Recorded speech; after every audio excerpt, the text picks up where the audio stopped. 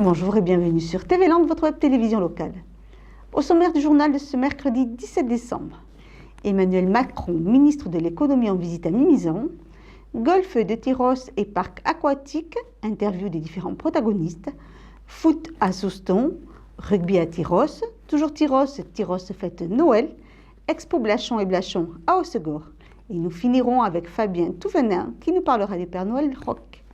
Sur toutes les chaînes nationales, il est question de la loi Macron avec notamment le travail du dimanche.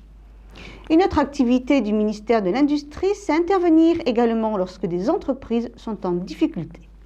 Lundi, Emmanuel Macron était à Mimizan pour saluer le redressement des papeteries de Gascogne. Un redressement réussi grâce à l'alliance productive entre les services de l'État, des élus et les syndicats. Explication. Repris récemment par deux industriels landais, le groupe Gascogne, qui compte plusieurs sites en France et à l'étranger, dans les secteurs du bois, du papier, des sacs et de l'emballage, avec quelques 2000 emplois, est reparti sur de nouvelles bases grâce à la mobilisation de l'État, des élus locaux, d'industriels, de banques et des syndicats afin de sauver l'entreprise. À Mimizan, le ministre de l'économie est venu constater de la réussite de ce redressement. Je crois que ce qui était important, au-delà, en tout cas pour moi, de me rendre compte sur le terrain de ce qui a été fait, de ce qui va être fait et de l'importance de la filière, c'est ce qu'illustre le cas de Gascogne. C'est-à-dire qu'il n'y a pas de fatalité industrielle. Il y a beaucoup de gens qui, il y a quelques mois, étaient là pour dire que ce secteur, le secteur du bois, papier, était fini, qu'il n'y avait pas d'avenir industriel. Principalement parce qu'il y avait un problème, il y a eu un problème d'investissement dans l'entreprise, de structure financière, et donc elle se portait très mal. Et comment les choses peuvent se redresser? Quand un collectif humain, industriel et financier se mobilise. Donc c'est cet ensemble qui peut constituer les conditions d'une réussite. Quand tout le monde remet au pot, d'abord pour équilibrer, pour décider de se remobiliser, et puis pour construire le Gascogne de demain. Une première étape a été franchie pour le groupe Gascogne. Maintenant, celui-ci doit encore moderniser ses moyens de production et miser sur l'innovation pour totalement redresser la barre et envisager un avenir florissant. Une entreprise est remise sur les rails. Maintenant, ce qu'il faut voir, c'est l'avenir. Et l'avenir, ça passe effectivement par la recherche et développement, ça passe par un soutien de l'État important, et puis ça passe aussi par le soutien de l'État à la filière bois globale avec la mise en place du comité de filière. Une filière bois qui compte 250 000 salariés, dont 35 000 pour la seule région Aquitaine, et qui doit être restructurée.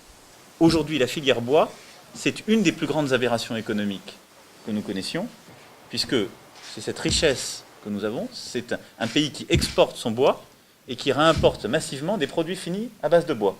Tant et si bien que si je mets l'énergie à part, c'est l'un des 2 ou 3 secteurs où nous sommes le plus déficitaires en termes de commerce extérieur. Donc, pour l'emploi, pour l'investissement sur notre territoire, pour notre industrie et pour notre commerce extérieur, nous avons tout intérêt à mieux organiser la filière bois. Hier, les ministres Sylvia Pinel, Ségolène Royal, Stéphane Le Foll et Emmanuel Macron ont signé le contrat de filière du comité stratégique de la filière bois. Restons dans le domaine de l'économie. 2 projets ont été lancés par les élus, un golf à Tos et un parc aquatique à Saint-Jean-de-Marelle. Nous avons rencontré le maire de Tos et le porte-parole des associations opposées à ces projets. Retrouvez donc l'intégralité de ces interviews à la fin du journal. Maintenant, place au sport. Nous débuterons tout d'abord par du football. Souston, leader de sa poule, rencontrait Nérac. Les 2 clubs ambitionnent de prendre le titre de champion d'automne. Qui est le mieux placé à l'issue de la rencontre? Regardez, vous saurez. Match important pour les équipes qui se disputaient dimanche après-midi le haut du classement. Mais si Souston gagne ou même si Souston fait match nul, Souston reste invaincu depuis le début de la saison au niveau championnat parce qu'on a déjà fait 8 matchs sans défaite. Souston en première place avec 26 points, rencontré à domicile FC Nérac, 3e avec 24 points. On est 3e au classement, à 2 points de Souston. On vient ici faire un coup, gratter des points. Voilà, on reçoit la semaine prochaine Martignas, second. C'est une semaine entre guillemets décisive pour nous cette saison. On aborde ce match plein de confiance.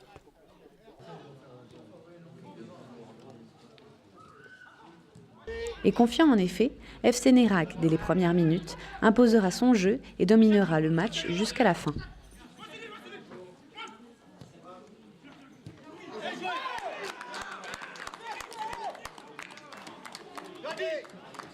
Non, mais on avait décidé d'être en place derrière, donc c'est ce qu'on a fait. Voilà, on les a mis en difficulté en étant vraiment très en place. Et puis voilà, on a eu la réussite à la première demi-heure, ce qui a suffi pour marquer 3 buts et voilà, et après tenir et gérer le reste du match, quoi. Voilà, prochainement, alors en fait on restait sur 2 matchs un peu compliqués, donc sur lesquels on retrouvait le milieu du tableau. Voilà, là on va rebasculer dans les premières places, donc voilà, l'objectif ça sera de continuer. On va à Martignas le prochain match qui est deuxième, donc voilà, si on gagne on sera champion d'automne et c'est l'objectif du FC Nérac. 3-1 perdu pour Souston, un coup dur pour les invaincus jusqu'alors. L'analyse va être vite faite, c'est qu'on n'a pas été bon, donc partant de là, j'ai moins de déception par rapport au résultat, par rapport à la prestation. Déçu quand même parce que on aurait voulu continuer notre série à être invaincu maintenant en faisant une prestation comme ça. Le résultat est logique, mais bon, c'est pas l'image de notre équipe actuellement. On doit faire mieux, on aurait dû faire mieux, mais on est passé à travers. Voilà, ça arrive, c'est le football.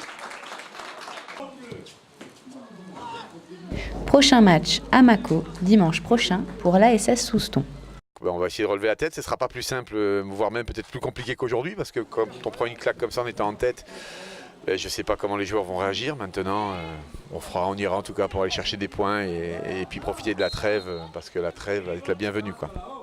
Une trêve hivernale qui permettra aux équipes de réattaquer l'année 2015 en forme et motivée. Première défaite de la saison, c'est dommage. Avant ce match, le club avait convié les partenaires à partager un repas convivial pour les remercier. L'occasion pour notre équipe de faire le point sur ce département indispensable au bon fonctionnement d'un club. Dimanche, les partenaires étaient venus nombreux pour ce moment convivial et important. C'est important de leur montrer notre reconnaissance parce que ça fait des années qu'ils répondent présents. Par le biais de brochures, par le biais de panneaux. Donc ils nous suivent parfois par des dons de maillots pour les jeunes et pour les seniors. Donc c'est important de montrer notre gratitude. Petit ou grand partenaire, l'important est de s'unir pour continuer à faire avancer le club. On a des partenaires effectivement qui vont nous donner des coups de main même au niveau de l'infrastructure, donc qui sont présents. Et il y en a d'autres qui vont nous aider au niveau financier. Après, on a déjà un minibus où il y a des panneaux, de la publicité sur le minibus. On va essayer de se procurer un troisième. On va essayer de faire la même chose. Donc oui, on essaie d'avoir un partenariat actif. Et plus on est nombreux, mieux c'est. Je suis partenaire du foot, c'est vrai que je suis un des plus gros partenaires, mais il y a beaucoup d'autres partenaires. Mais je suis, en tant que gros commerçant, je vais dire, un gros employeur de la ville de Souston, je suis également partenaire de beaucoup d'associations. Je suis partenaire du rugby, je suis partenaire des cyclos, du tennis, de la pétanque, j'en oublie. Ça peut se traduire par des publicités sur le terrain, vous voyez des panneaux donc, de nos différentes activités. Ça peut se traduire par un partenariat nous avons des bus pour transporter les enfants de l'école de foot. Donc ça peut se traduire aussi par des panneaux. Ça peut se traduire par des achats de jeux de maillots, ça peut se traduire par également nous fournissons quelquefois de la nourriture. Enfin voilà, c'est assez varié comme le type de sponsoring, quoi. Ça n'est pas toujours un chèque que nous faisons à telle ou telle association. De bons résultats, c'est toujours plus de partenaires pour le club. On tourne chez tous les artisans, les commerçants. On est 4 ou 5 à tourner, on se partage des secteurs. Et on a fait des nouveaux panneaux, on a fait pas mal de nouveaux, oui. Ça marche. Il fallait faire son trou là au milieu et maintenant on a fait notre trou et puis tout le monde est bien content. Et on s'appelle ASS comme le rugby et je pense qu'il y a une bonne entente entre le rugby et le foot qui se passe actuellement. La preuve, puisque la moitié des sponsors foot sont les sponsors du rugby aussi. Et aujourd'hui nous avons là, voilà. Déjà la première chose c'est fidéliser ceux qu'on a déjà avec nous. Après le renouvellement se fait en allant les voir. Et l'important c'est de leur montrer notre rôle qui va au-delà de l'aspect sportif, qu'on a un rôle aussi éducatif vis-à-vis des enfants. Et que le sport ça présente des valeurs qu'il faut continuer à défendre dans la société d'aujourd'hui. On a des ambitions parce qu'on aimerait que le club aille encore plus loin et pour ça on a des projets, on a des idées qui sont en cours. On est en train de travailler sur la création d'un grand club Côte-Sud-Land parce qu'on a déjà une structure Côte-Sud-Land avec les enfants et c'est ça qu'on va essayer après, voir si on ne peut pas le développer au niveau de toutes les structures du club. Voilà. En attendant le développement du groupement Côte-Sud-Land Football, le repas des partenaires s'est déroulé dans une ambiance chaleureuse et s'est terminé au coup d'envoi du match de championnat contre Nérac.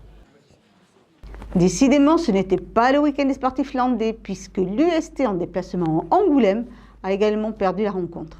Retour en image sur cette défaite. Non, je crois pas. Franchement, on a réussi à casser la dynamique parce qu'on voulait du positif aujourd'hui. On a vu un match de rugby d'un très bon niveau. Donc voilà, on a pris le score, on était devant. Voilà, fallait pas craquer. Et, malheureusement, on a craqué. On a été pris sur 2-3 conquêtes qui nous ont fait défaut. Et ensuite, quand ils ont pris le score, ça a été très compliqué parce qu'on a couru après. Mais bon, la prestation n'a rien à voir avec celle de la semaine dernière. Donc on part avec 0 points, ça c'est pas bon du tout. Mais honnêtement, la prestation était quand même d'un bon niveau. Juste pour le dernier match de l'année, quand même, ça pose des questions, des doutes pour réentamer parce que ça va pas être facile. Il y a quand même 5 équipes pour 4 places maintenant. Ouais, mais bon, voilà, je veux dire, autant la semaine dernière, on avait plein de choses à se reprocher. Là, il y a eu au moins une erreur individuelle sur le deuxième essai, ce qui a fait basculer le match. Donc les questions, voilà, les équipes s'entraînent aussi, comme nous. Il va falloir qu'on recevra ces gens de luxe au premier match. Il faut qu'on gagne des matchs, tout simplement, c'est pas plus compliqué. Justement, depuis le début, on disait poule homogène et ça se confirme, très homogène même. Ouais, mais je répète, moi j'ai vu une très belle équipe d'Angoulême aujourd'hui, vraiment de la qualité.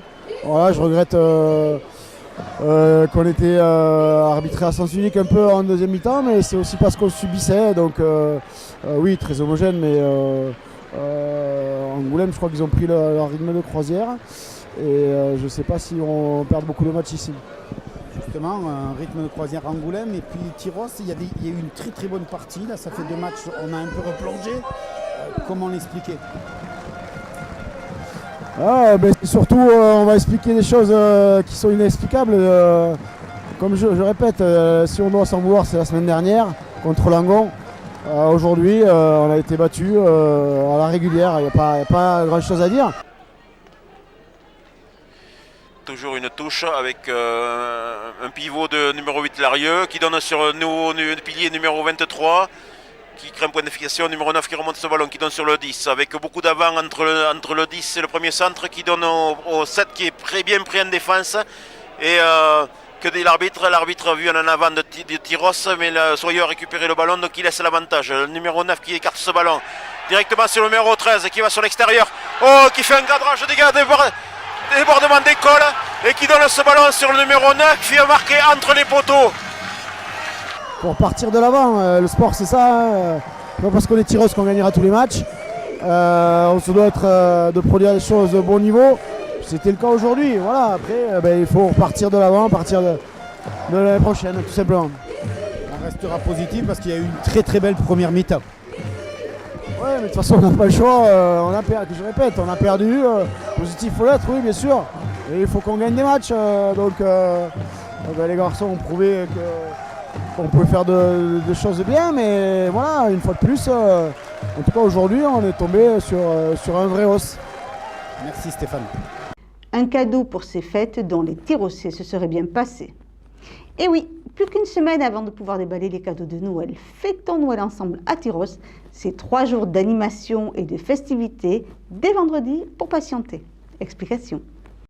Pour organiser cette première édition de Fêtons Noël ensemble, la municipalité a pu compter sur le soutien de l'association des commerçants Tyrossais en sommeil depuis plusieurs années. On a décidé avec un groupe de commerçants de Tyrosse de réanimer cette association et de profiter du fait que la municipalité voulait aussi avoir un partenaire pour organiser des manifestations tout au long de l'année, pour relancer complètement cette association.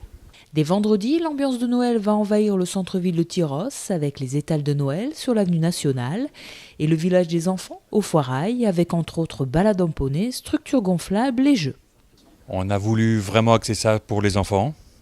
Noël étant une fête familiale et une fête pour les enfants, on a vraiment voulu axer ça pour les enfants et organiser donc tout au long de cette semaine un jeu pour les enfants et pour le week-end, pouvoir occuper les enfants, pour pouvoir les distraire, pour pouvoir faire en sorte qu'ils passent un bon moment et qu'ils se mettent dans une ambiance de Noël qu'on espère festive. Avec l'association des commerçants, la municipalité a souhaité renforcer les animations avec un programme sur 3 jours. Qui consistera avant tout à l'animation pour les enfants. Chaque commerçant a contribué au dynamisme de ces festivités, sachant qu'il y aura un village enfant organisé sur la place du marché, des animations en ville, tout cela chapeauté par un speaker ambulant avec le Père Noël qui nous organisera l'animation durant ces 3 jours. Lecture de contes, goûter de Noël, concerts lyriques, braderie du Père Noël et animations commerciales vont rythmer ce week-end, sans oublier le jeu de l'intrus qui consiste à retrouver les objets intrus dans les vitrines des commerçants avec à la clé de nombreux lots à gagner. À Tyros, le Père Noël aura quelques jours d'avance. Le maire de Segor a décidé de faire un beau cadeau à ses concitoyens en organisant une exposition Blachon Père et Fils au Sporting Casino. Des dessins humoristiques de Blachon Père au bois peint de Blachon Fils, une ambiance colorée et festive bien dans l'esprit de Noël.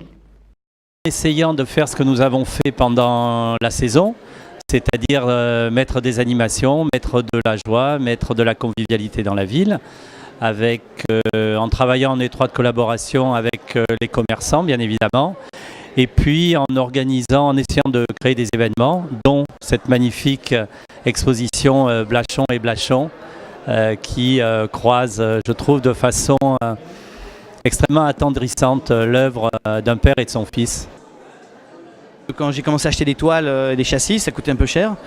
Et puis, je sais pas, j'ai eu l'idée de découper du bois et de faire mes propres tableaux. Et l'idée aussi, c'est que très vite, je me suis rendu compte qu'on pouvait sortir du format carré rectangulaire que les toiles, que les châssis proposent, et du coup faire des formes. Donc là, il y avait une ouverture infinie de formes possibles, imaginables. Donc ça, c'est vrai que c'est assez bien. Ouais.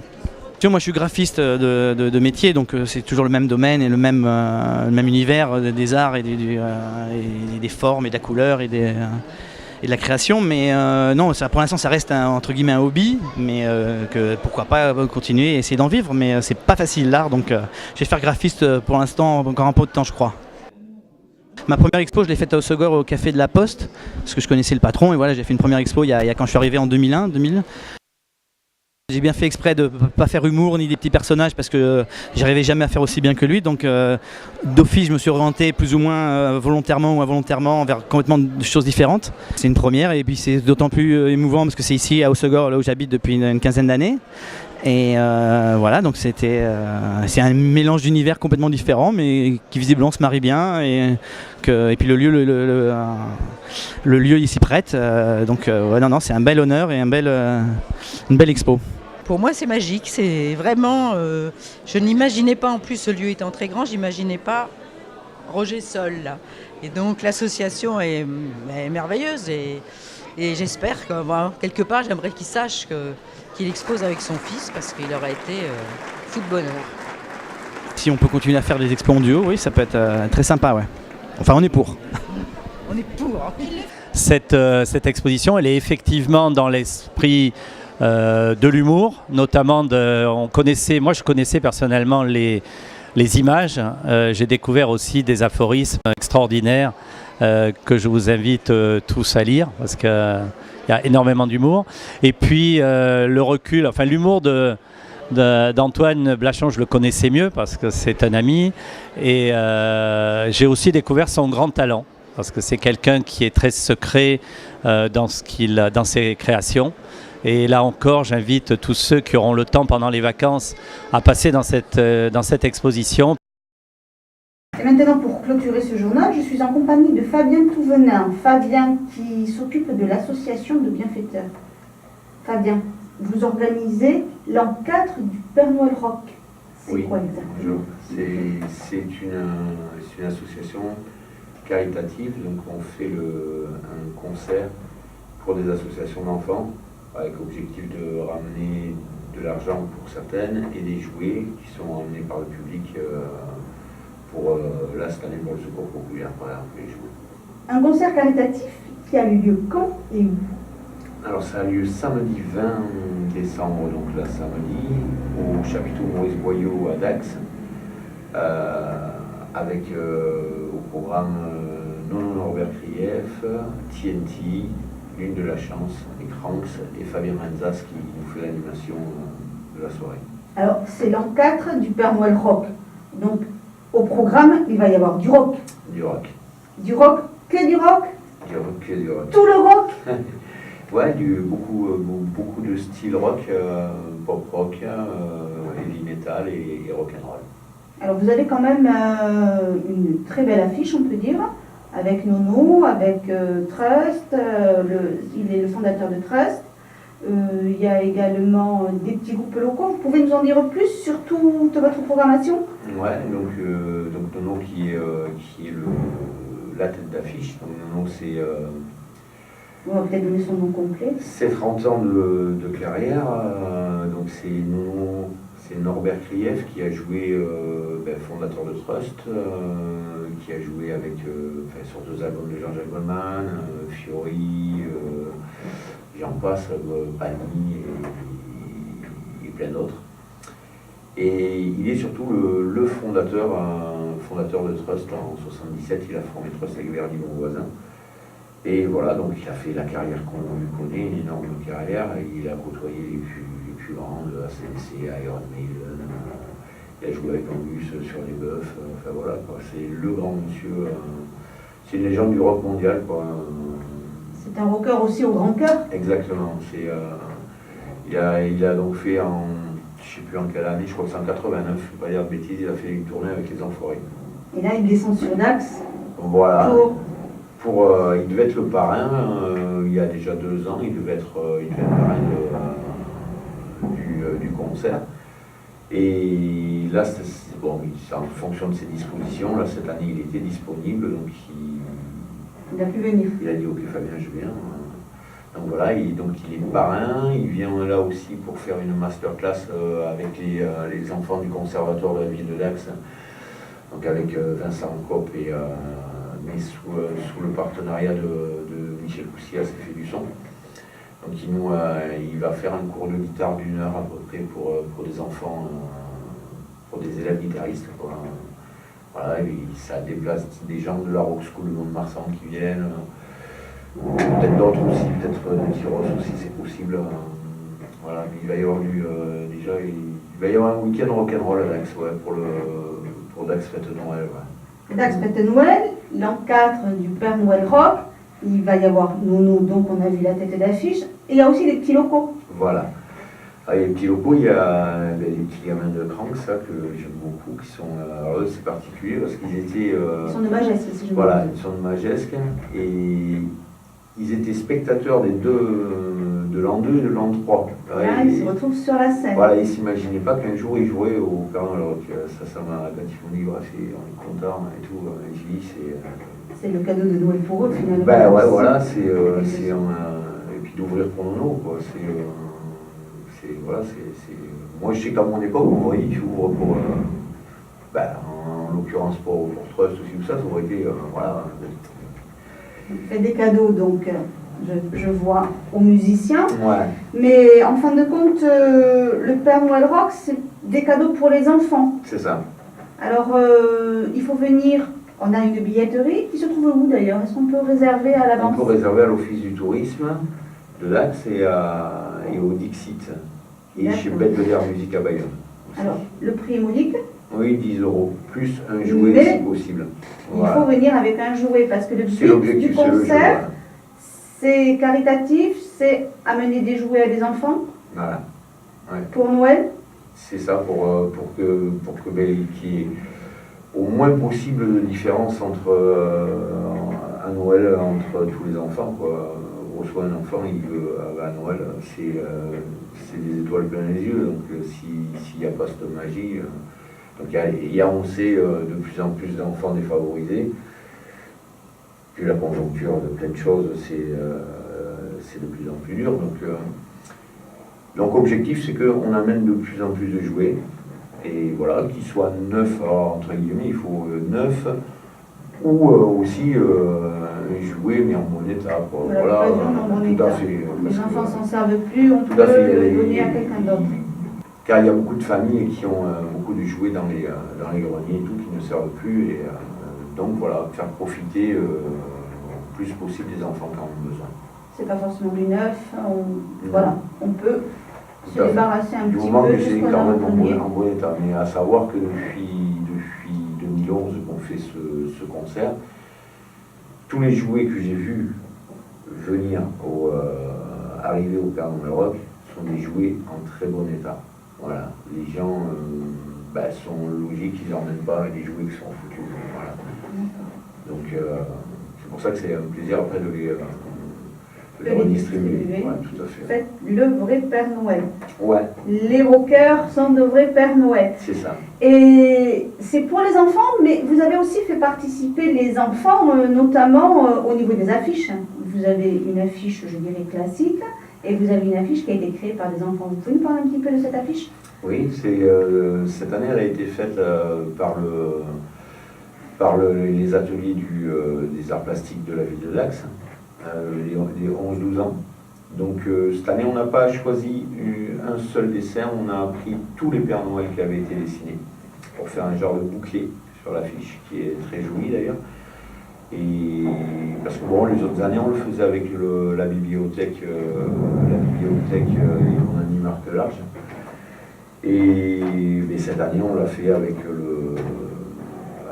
les arts plastiques de la ville, ce qui a fait aussi ça fait travailler un petit peu d'autres ateliers, d'autres personnes de la ville de Dax, parce que ce projet est quand même très beaucoup en partenariat avec la ville de Dax. On essaye de diversifier justement.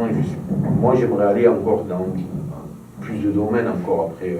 Voilà, la masterclass, c'est une idée que j'ai proposée parce que voilà, on devait aussi faire un tremplin rock de Noël pour les jeunes groupes la veille. Mais bon, pas assez de budget, pas assez de possibilités pour le faire. Donc c'est une idée qui sera à reprendre dans l'année dernière. Pour l'année prochaine, voir si possible de faire un tremplin rock de Noël, ouais, pour faire justement gagner à un jeune groupe, à des jeunes musiciens, un enregistrement. Voilà. Mais bon, pour ça, il faut des moyens, et les moyens sont de plus en plus coupés. Moi, j'en ai pas eu du tout depuis 4 ans, donc je sais de quoi je parle. J'ai que mes partenaires et un quart du budget que la ville de Dax prend quand même. Sans la ville de Dax, je pourrais pas faire. On va reparler un petit peu de la programmation. On a vu que c'était Cranks avec 2 frères de Magesque qui vont démarrer. Ensuite, dites-nous en un petit peu plus. Alors ensuite, il y a l'une de la chance qui va nous faire un spectacle pop rock. Mais alors là, c'est un spectacle qu'elle a fait spécialement avec son groupe, hein, donc elle a changé de formation. Et elle a un spectacle pop rock spécial pour le Père Noël Rock. Donc je mets en vue de continuer après dans ce créneau. Mais bon, l'une fait beaucoup d'acoustique, tout ça. Elle est très, très bonne petite chanteuse. Moi j'adore avec sa guitare. Voilà, à texte. Et là on va la retrouver dans un autre domaine. Ouais, bon, voilà, c'est pareil. L'une, c'était une artiste qui a longtemps que je voulais. Voilà, je lui avais déjà proposé pour l'année d'avant. Et vous voyez, d'année en année, bon, c'est pas possible une année, on le fait l'année d'après, quoi. Et c'est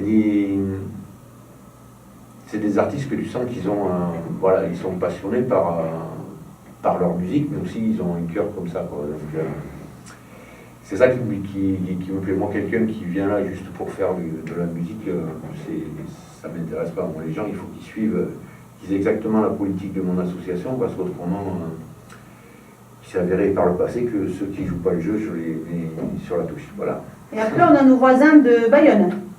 Voilà. Ça, c'est le tribut TNT. C'est un tribut ACDC. Alors eux, c'est pareil, Didier, très grand guitariste de légende aussi au niveau régional, hein, surtout, qui est très connu dans le milieu du rock, surtout Pays Basque. Donc Didier, avec deux anciens, pareil, de son ancienne formation d'époque, a formé TNT il y a quelques années pour en arriver maintenant à être le plus grand tribut de France d'ACDC. Quand vous les voyez, et je pèse mes mots, tu as l'impression, et en son et en visu, de voir le groupe. C'est vraiment du... Il faut expliquer pour les néophytes qu'un tribut, c'est... c'est un groupe qui reprend que un thème. Voilà. Donc là, c'est un tribut, c'est-à-dire qu'ils reprennent uniquement les chansons d'ACDC. Tout à fait, ouais. Voilà. Ouais. Et on finit par Nono, bien évidemment. Nono, donc là, on a toute la palette. Nono qui fait un spectacle aussi un peu spécial en 3 parties, normalement, parce que j'ai compris, si ça n'a pas changé, il n'y a pas longtemps, il le faisait encore. Donc c'est une première partie, c'est son premier album, en instru. Deuxième partie, c'est une partie reprise, hein, où même le public qui connaît les paroles et tout est invité à monter sur scène pour... D'accord. Et la troisième partie, c'est son dernier album qui devrait sortir dans quelques temps. Voilà. Nono, normalement, c'est comme ça, il n'y a pas si longtemps, il y a 3 mois, c'était le programme de ses concerts. Donc, je ne pense pas que c'est beaucoup changé. D'accord, donc l'Europe, c'est une grande famille, c'est très très éclectique, et là, il y en aura pour tous les goûts, finalement. Celui qui aime le pop-rock, il y a l'une, les fans d'ACDC auront TNT, et bien évidemment, il y aura Nono, et il y aura même le Ivy, pour les petits jeunes de Magès. Les petits cranks, c'est plus un heavy metal aux sonorités Iron Maiden, beaucoup Maiden. C'est une petite enfant d'Iron Maiden, moi j'ai l'impression, mais c'est bien parce que c'est une très bonne identification musicale, donc ils sont très forts. Les petits cranks, là, finalement, on verra vite après. La palette du public est très large. Ouais, tout à fait, parce que Nono c'est rock, hard rock, voilà, des surprises dans les morceaux, ça peut être les Stones, ça peut être, voilà, il y a un peu de tout, quoi, mais il y a surtout le talent d'un grand guitariste, quoi, voilà, qui va enflammer par ses solos, il va enflammer le chapiteau, ça c'est sûr. Donc, si vous voulez assister à un chapiteau enflammé, c'est samedi, à quelle heure? À 19h30. À 19h30, vous pouvez réserver vos places à l'Office du Tourisme, au Dixit et chez Bellebeu. Au Dixit et chez Bellebeu. Et cette année, attention, c'est pas à la salle Amélie Charrière, c'est un chapiteau qui peut se retrouver au stade de Maurice Roy. Voilà, cette édition est maintenant terminée. Je vous remercie de nous avoir suivis. Je remercie Fabien de nous avoir rendu visite. Et je vous donne rendez-vous vendredi pour un prochain journal de TV Land, votre web télévision locale.